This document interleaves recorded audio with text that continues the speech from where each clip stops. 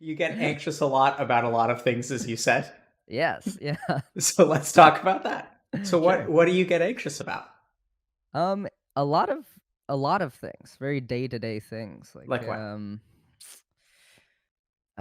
like whatever I'm doing for work, getting started with anything, any kind of project, lots of things. Coming on a show on Twitch, that wasn't too bad, but, Is it's this a something I've show on Twitch? is this a show on Twitch? Yeah. Is that what we are? Are we a show? Is this a show? I suppose it is a show, Okay. right? I don't know. um, okay. I was just wondering if this fell under that umbrella. But okay, so you said getting started on stuff, sometimes doing stuff on Twitch. What Yeah. else? Day-to-day stuff, the normal human anxious things, thinking about the long general future of your life. Yeah, We the can talk about classic that. Yeah. classic stuff, sure. Long general future of your life. What's your background in neuroscience, actually? So I did research for I was a research assistant in a neuroscience lab for about 18 months to 2 years. And then you learn a lot of applied neuroscience as in medical school and as a psychiatrist. So what is applied neuroscience? Like, how do you apply that knowledge? Because I have no idea what the field of neuroscience is like. Sure. So applied neuroscience is if you have someone who is in a car accident and a part of their brain is damaged, then what does that do to them? And how do you work with them? So that's like Mm. applied neuroscience. Another example of applied neuroscience. So I do a lot of mind body work.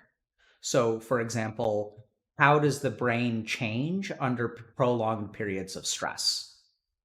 So, Mm. just here's an example of applied neuroscience. So, let's say that someone is under stress. So, stress releases a hormone called, it releases a couple of things. So, first thing it releases is adrenaline, which or noradrenaline, epinephrine, a couple of these short acting hormones. Those affect the brain in certain ways. So, one thing that adrenaline does is it collapses your peripheral vision from about 180 degrees to 30 degrees. Hmm. So, that's an evolutionary thing that kind of causes people to focus in on like the center. Yeah, what's the center? Interestingly, I think that it does that psychologically too. So, generally speaking, when people are under periods of stress, they have trouble considering things that are not right in front of them. Yeah, the peripheral of your mind. Exactly. So they kind of like tunnel down and just focus on one thing. Mm. Over time, so you also release a hormone called cortisol, which has a slower duration of action. So adrenaline hits your body within seconds and lasts for minutes. Cortisol starts to kick in within the hour and will last for like, it has different kinds of physiological and neurological effects for 4 to 24 hours. One example is that it goes to this little part in the back of your brain called the reticular activating formation, which governs sleep.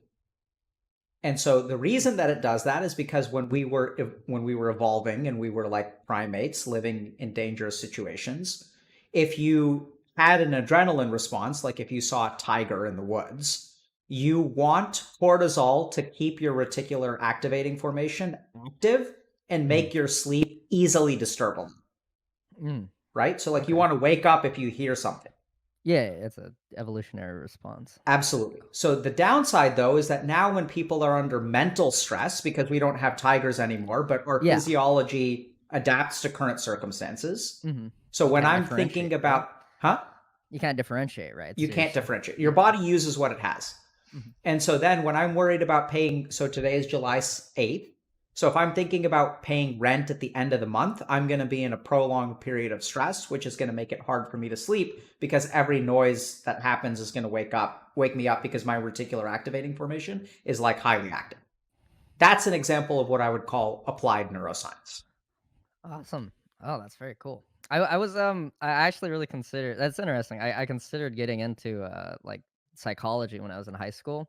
I was at like a crossroads of where I would choose I was either choosing like computer science, video editing or psychology. I How'd chose you computer science, but how'd you make your decision? Oh, I essentially just flipped a coin. Really, just I just very spur of the moment. And which did It was you really choose? fun. Computer science. Yeah, How I do you was feel looking to about your go decision? through. Oh, I'm very happy. I'm glad I didn't go into video editing. That's for sure. Still have some thoughts about psychology, but um, pretty happy with what I chose. When you Pretty say you have lucky. some thoughts about psychology, what does that mean? What kind of Like, I wonder what it would have been like if I had actually ended up pursuing psychology instead. I was really interested in it in high school, but I'm quite glad with the decision I made. do you like to understand how things work? Yes, yes, yeah, absolutely. I do Yeah. like understanding the I, inner workings of things. I can see the attraction to psychology for you then.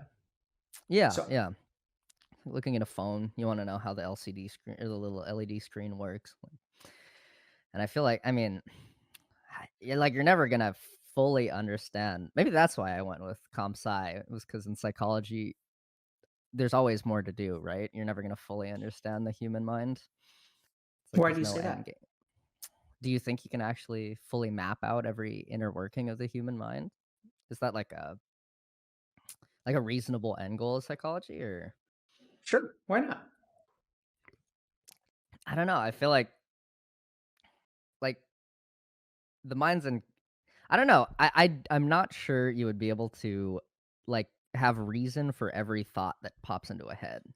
Like be able to map each and every little meme. Okay, so let's think about that. So the first Okay. question is, are you talking about, do you think it's unreasonable to map out the origin of every thought for every person?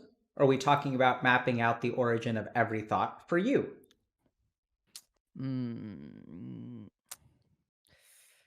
I Talking think about in a other people or I was yourself? talking in a general sense Hmm. about any random X person on the street. Sure. I think that sounds difficult. What do you think Mm. about for you?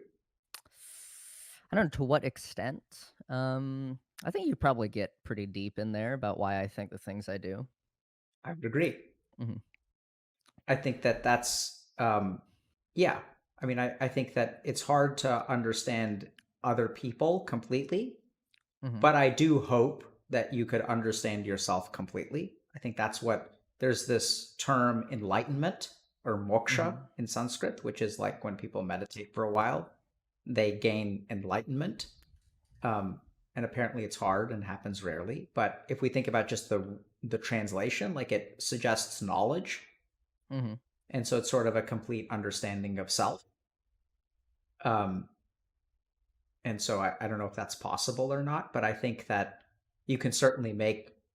I mean, I think you can understand most of yourself. Like I Yeah, think that the surely. human mind ultimately is reducible to scientific principles, and if it's reducible to scientific principles as opposed to RNG, then I think you can understand it. I agree with that. Is that something you seek to do? Is to understand the way other people think, or to help people understand themselves? I'd say more of the latter. Okay. So then we can kind of come back to the anxiety over the long general future of your life. So what are you worried about in terms of, is it okay if I ask you, like you No, want to talk more absolutely. in the third person? We can do that. Oh, you can dive in as far as you want. I've just always kind of struggled with anxiety. That's just something that's like been very prevalent in my life since the early days. I think of high school. So Can can we actually pause there for a second? When you yeah, say for sure. you've struggled with anxiety since high school, Hmm. what can you tell me, like show me what that, like help me understand, what does that mean? Like paint me a picture. Sure. It's a lot of it started as a lot of social anxiety. So like not being able to talk to people in high school, then getting I think I had a long, very worried idea of what my future was gonna be in high school, 'cause I didn't have any plans. Yeah, originally, I had no plans, for what I was gonna do after high school. I was just kinda winging it, Yep, and, so I think that that can be was just hard. a very prevalent creeping anxiety for, what how am I going to survive after this?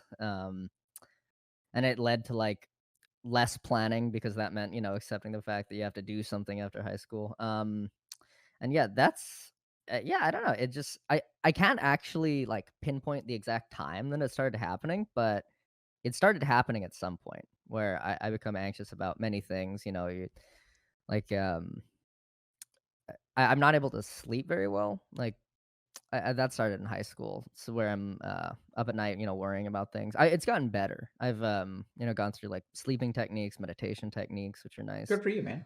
Yeah. What do you You worry know, about at night? it's the weirdest thing. It's less of like specific things, and it's more like a nebulous, just impending, like not impending, but just a nebulous anxiety about the current state of things, even if everything is good. Even if everything going on is good. So, would you call it like a nebulous dread? Yes. Oh, that's a very nice poetic term. Yeah, I like that. Yeah. So, Michael, I'd like to toss out a couple things, and let's Sure. talk as scientist to scientist. Okay. So, what I'm hearing is that there aren't particular thoughts, but that there's a feeling, Uh huh. right? So, the first thing to understand is that sometimes people are anxious about something, like they're anxious about a particular outcome. Hmm. Like, I think you may have experienced that. So, when you said not being able to talk to people, what made it hard in high school for you to talk to people? I think it was just worried what I I don't know, what would become of the conversation, what I would say, too And focused what on the mechanics, less on like the actual interpersonal, the reality of the conversation. Yeah, and what were you worried would happen if the conversation became a certain Oh, way? probably that I'd look like a jackass, like, look stupid. Right. So Probably some dumb high school meme. if we look at it, that's a particular fear, right? It's an Uh-huh. anxiety that has form or shape. Those Mhm. thoughts have like they're thoughts. Like if I say this or if I don't say this, they're going to think I'm stupid. Mhm. What you're describing to me now seems to be like a general sense of dread that doesn't it's not that thoughts result in dread. Mhm. Whereas I would almost say that your thoughts sort of result in the feeling of anxiety in high school. Mhm. Does that make sense? Like you have particular thoughts and those thoughts lead to feelings. Yes. Does the feeling This makes come sense. before the thought or does the feeling come after the thought? It seems I would say the feeling comes before the thought, yes. Okay. Almost as if it's stemming from the feeling. It's like Okay. you create So thoughts to substitute. the interesting thing is that then we can say that your feelings can manifest as particular thoughts. Mhm. But your sense of dread does not manifest in any particular way. It's just like a raw sense of dread. Okay. What would you say to that? Um, I could agree. It's hard to know what is the symptom and what is like the cause. It's hard to know if like Yep. the chicken or the egg. Like if I'm worried about something coming up and that's creating the feeling, or the feeling is there and I'm just applying it to something that's coming up. Great. So I'd say it's hard to say. yes, it is hard to say. So we can tunnel down into that. So what I'm hearing you almost suggest is that there's a possibility that the feeling will latch onto or hijack particular things in your life. Okay. I could say that it, like I latch onto as in I apply it to things happening in my Exactly. life. Yeah, That's yeah, what I yeah. mean. I could agree with that. Yeah. Right? So it's kind of interesting because then that's not actually like it's not that the thing in your life is the source of anxiety. Yeah, exactly. It's just something that you conflate with each other. Yep. So like I understand that you said earlier that it's hard to understand what's the chicken or what's the egg, but the interesting thing, Michael, is that I think you actually have hypotheses baked in to your Hmm. description of things. Because Okay. you said that like I don't know if it like picks up something that's happening in the future and kind of applies itself to that. Mm. Does that make sense? Yeah. And if we think about how does someone say that sentence, it's because they have noticed something that could be true. Okay. So you think I'm already kind of have an idea for what's going on? Absolutely. Because I'm not actually telling you very much. I'm basically repeating back to you what you've said to me. Hmm. So, because if we really think about it, I mean, you're the one who said it's like nebulous, right? So it's not Yeah. specific to something, but you've Mhm. noticed something within your mind that sometimes this nebulous dread will like apply itself to something in the future. Yes, yeah. And that's kind of weird because it's like, then where does that come from? Because it doesn't come from the Yeah. future. No, yeah, yeah, yeah. It's just ever present, I Yeah. suppose. So how does it feel to have ever present dread? It's, not great, obviously, but, I think I've kind of I've watched a lot of, videos and read some things on how to deal with this type of, anxiety and dread.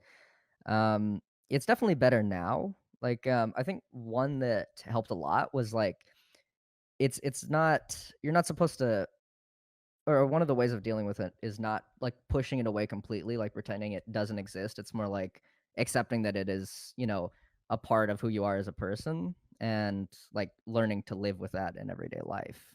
And that is very helpful because then I think it's a healthier way of dealing with it. That's one that helped me.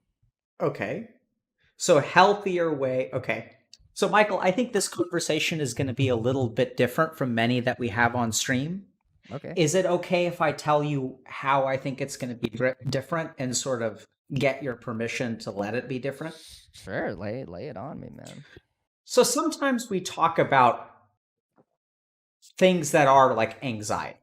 Like, so Mhm. sometimes we talk about feelings, we talk about emotions, we talk about experiences, and we may get there for you. But I don't know if it's just the way I'm feeling today or the way that you're talking today or the background that you have or the way that you speak. But I Mhm. would really like to help you understand, or maybe we can explore together, like what the fuck is going on here? Like, Sure, yeah. what is it like? How does that work? Like, what is existential dread? Is it anxiety? Because, or is it like, are you just born this way? Or like, is this like repressed emotion? Like, what is that? Like, Yeah, where does the let's find shit come from? let's figure it out, alright. Yeah, I'd Right? love to So, jump into so, it. okay. So, in order to do that, we're going to have to really tunnel down into a lot of what you say because I think you have a lot of brilliant answers that come across as sort of like unsure observations. Uh-huh. So, when you said, okay, we don't know what's the chicken and the egg, and then you said, I've read a lot about it. Awesome. Mhm. I've thought a lot about it. Great. And what I have discovered or what seems to help is there are certain ways of dealing with it. And then you said pushing it away is not the best way to deal with it. Yeah, And on a sort of personal letting level, it yeah. be a part of you, accepting it is like a better way to deal with it. And it Yeah, doesn't yeah. bother me as much. Yeah, So now let's tunnel down into what you're saying. Okay. So both of sure. these have to do with responses to the existential threat. Yes, Do absolutely. you see that? That Yeah, is absolutely. completely different from the origin or getting rid of it. Mhm. And so I would agree with you that pushing it away is not that healthy. Is that something you've done before? Yeah, I think that's, like, your initial reaction to any negative feeling, right, as a person is, Absolutely. like, get, fire hot, bad, run, So, is kinda the idea. But, I mean, not the general way, not the best way to apply to every negative thing, there's some so there's how more did you push it nuance. away? I think just ignoring it, and then ignoring it, makes it worse. So, Okay. And um, how does one ignore it? I try to put your focus on other things, Very like good. tunnel Distraction. into or yeah, distraction. What else? I can think of none other than distraction. Okay. So that's probably lucky because some people ignore it through things like using substances, losing themselves in Okay. gaming. So that Those too are is sort of distractions, right? distraction. Yeah, Yeah. those are distractions. Um, so I'm not, yeah, so I guess those are the same. Let me just think about why do I think about that? Okay. So let's just call that Do distraction. you every time you have like dissonance in your mind, do you try to go in and like fix it? Like every time you do you often do that what you just did where you wonder why you had that thought process and like go in and cuz that looked like what you just did, right? Was Yep. where you Oh, that's cool. Yeah, I I'm do like that a lot. I don't see a lot of people doing that. I That's don't see a lot interesting. of people doing it either. You think it's important? People go in and fix dissonance in their mind? Yes, I think it's very important. Hmm. I think that's half of what's wrong with the world today. Yeah, Is like in a that mental people, health idea huh? or in like a interpersonal kind of Not idea? even health or interpersonal. I think just like human beings don't question the conclusions of their mind Hmm. because Oh yeah, that's absolutely. I agree. I agree. yeah. So and I think we're not taught how to do that. Hmm. So I think it's a skill. Yeah, I think self-checking is very important. Yep. So it's Self-checking is super interesting because important. if you want to take a quick tangent and talk Sure. about like evolutionary neuroscience, our brains are not decided to do that. So if you Uh-huh. think about it, what our brains are decided to do is create certainty from uncertainty. So Okay. like in a very simple sense, like back in the day, like, let's say you wake up in your hut and then you're like, where should I go look for food? Hmm. That is a problem that is so complicated and you have so little information that it's impossible to answer. Where should you go look Hmm. for food? You have no fucking idea. North, south, Hmm. east, west? I don't know. Now, Yeah. later? How far? How long should I go north before I go east? And Yeah, so it's a human complex problem. beings, huh? It's a complex problem. Yeah. Absolutely. And there's no way to answer it. So what our brain is designed to do is to take gigantic swaths of uncertainty and give us answers. And it says, Okay. hey, you should go this way. And you're like, why? And then your brain is like, I don't know, just do it. We're going to just assume that this is the right way. That's how most of our brain works. Yeah, yeah, that's it varies, and then you get reinforcement over time as you find like a berry by the somewhere by the creek. You go north. You think maybe Sure. north is for food. Yeah, And then even if you that's don't very get interesting. reinforcement, you still don't think you're wrong. You still don't, even if you don't get reinforcement, you still don't Nope. think you're wrong. Really? Yep. How Think so? about Like if that. if I go like north for like 5 miles and I don't find any berry bushes, I'm gonna be like pretty pissed, right? But will I still think I'm not wrong? Nope. You won't think you're wrong. You'll be like, let me go a different way. Okay. Okay. Right? All So, right. so there are modern manifestations of this too. So there have been studies done on like, like packaging and placement of items within a store. Mm-hmm. So like if you place a prominent display of cookies at the checkout and then people buy the cookie and then you Mm-hmm. ask the person as they leave the grocery store, why did you buy the cookie? They'll give you a reason. They'll say like, oh, my kid really likes these cookies. But Uh-huh. that's not actually the deciding factor for why they bought it. The reason that they bought it is because of the placement. Yeah. And if it hadn't been placed there, they wouldn't have purchased it. So our True. mind is actually designed to fabricate logical reasons for illogical behavior. That's what it's made for. Ah, it works like backwards from the conclusion. Works That's backwards what from you're the saying. conclusion. Oh, that's interesting. That's a little weird. It's shocking Yeah, strange. Yeah. Why do you think it? Why does it do that? because that's the only way it works. Because thousands of years ago, millions of years ago, we had to like just think about how like an animal doesn't understand how anything works, but it has to act with certainty. Uh huh. It has no fucking Okay. idea. Like we have no like you actually don't know. Like if I stepped outside today, I could get hit by a meteor. That's a possibility. Like Yeah. there's so much uncertainty in the world, and we just assume. Like I assume that like my family is behind me in the Uh huh. house, even though I don't know that. Oh, I know that. Huh? Michael is quiet. Michael is quiet. Is that Okay, a urine thing, or I can also turn up? I turned you up a little bit. Okay, great. Um, so yeah, I mean, our brain operates based primarily on assumptions that we assume are facts. Like every Okay. day, if you get in your car and you drive to work, you assume that your workplace is going to be there, even though you don't know that. Okay. Like Is it could there have is been there like swallowed by an earthquake. okay, all right. Keep is there like why do we do you think animals have to have that reasoning as well? Or Yes, do you think absolutely. okay. It's not just like food here, food good. It's like No, there needs to be a reasoning to for getting that food. no, no. I mean, so it's not food here, food good is that's real, but like most of the world is uncertain. Uh-huh. Like if you're a deer and I wake up in the morning, I'm like, where are the predators? I have no idea. But if I get paralyzed by the lack of knowledge, I won't act. So the reason Okay. that we act in ignorance is because that's how most human beings function through most of their life.